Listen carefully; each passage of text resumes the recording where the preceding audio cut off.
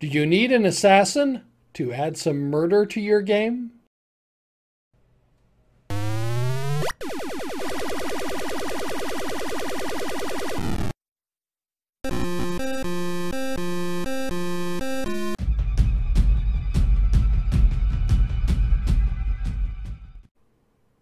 Perhaps you've heard this one. A best friend is someone who, when you show up at their door with a dead body, they say nothing, grab a shovel, and follow you. Or a slight variation on that one, good friends help bury a body, great friends bring their own shovel and don't ask questions. So, do you want to add assassins to your game?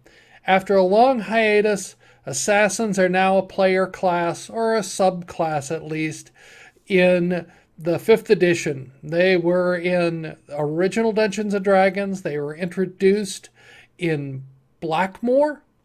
That was Supplement 2 by Dave Arneson.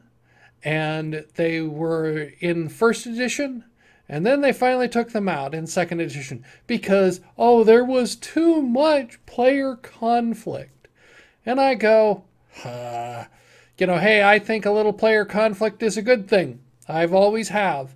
I've enjoyed that. And this feeds back into why I did the video about why don't you role play your introductions? Because that fits extremely well with the concept of including assassins in your game. And also with thieves. But with assassins, they can masquerade as a rogue because they are actually a rogue class, or partially as a thief class if you put a little bit more old school rules. But what happens is that they can be somewhat of master of disguise, but they're coming in as a first level character. You don't know them anyway, and they just act like a rogue, but they're an assassin. And they can go through the only person who really needs to know that they're an assassin is the dungeon master. So that's why I say you don't tell the class, you tell them the attributes of your class. What they, what makes you what you are, what your character is good at. First off, it gets more into role-playing, more introduction, but also with assassin. For those of you who've done a little bit of reading in the book The Godfather, it's not as much in the movie, so you have to go back to the book, and the book is much better than the movie, and the movie is good, but the book is even better. Luca Brasi is Don Corleone's personal assassin. And in the book, it explains how Don Corleone acquired Luca Brasi. Luca Brasi is, shall we say, an inhuman monster, is the way someone described him, that the scene, Don Corleone saved Luca Brasi from going to prison because he killed a prostitute who bore him a child, and he killed her immediately after she gave birth, and then forced the midwife to throw the still living baby into the fireplace or into the furnace to kill it.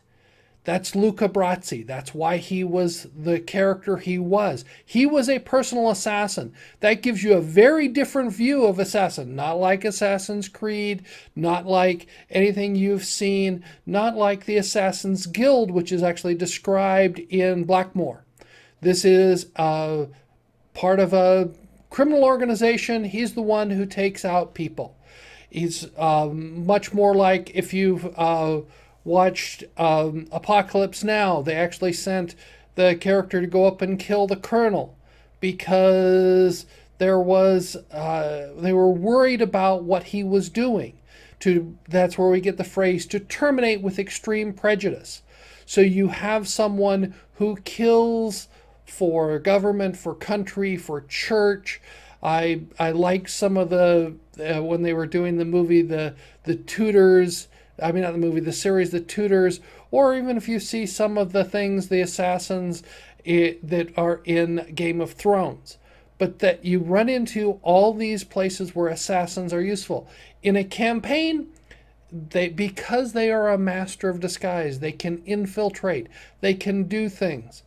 That makes them very interesting. They're good with poison. That has some interesting capabilities.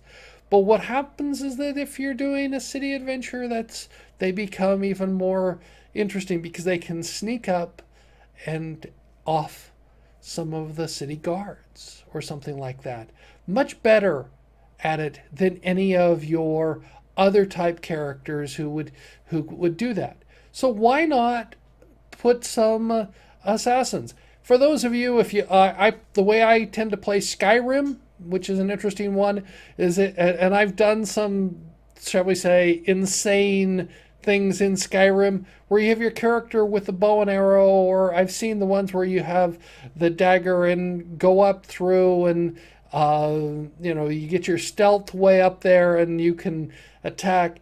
Those are interesting ways to play Skyrim because you become invisible almost. Nobody can hear you. You sneak up on somebody and you attack them with daggers and do a tremendous amount of damage.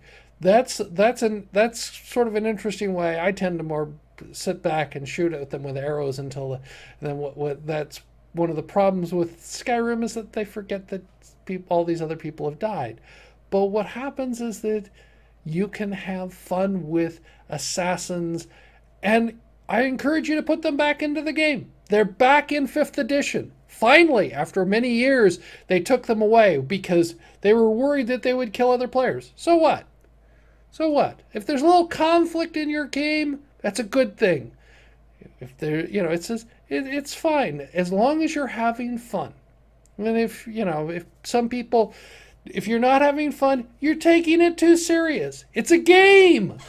Enjoy the game. Enjoy reveling in things like that. I mean, you look at Grand Theft Auto, you look at all these other games that people play where you play characters who go out and kill, go out and beat up people. And what happens is, why not do that in your Dungeons and Dragons games? Play the assassin. I think that everyone should be encouraged to at least try it once. It's a very different kind of gaming than gaming as a magic user. But that's just my personal opinion. If you like my video, press the thumbs up button. I'd appreciate that. Or if this interests you, you can always subscribe to my channel. There's a button right above.